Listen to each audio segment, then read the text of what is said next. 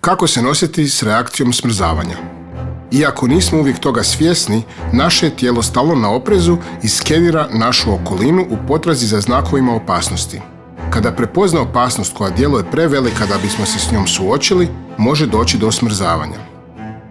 Kako bismo spriječili ili zaustavili reakciju smrzavanja, možemo dubokim disanjem dati tijelu do znanja da smo na sigurnom.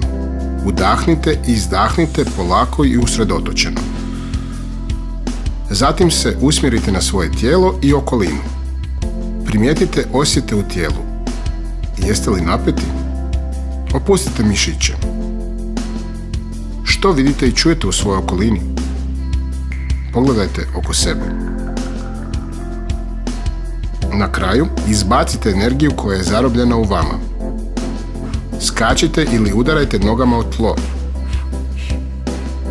Kad potrošimo višak energije, osjećat ćemo se mirnije. Zapamtite, reakcija smrzavanja je samo obrambena reakcija kojom vas vaše tijelo želi zaštititi. Ne ljutite se na svoje tijelo. Pokušajte ga razumjeti.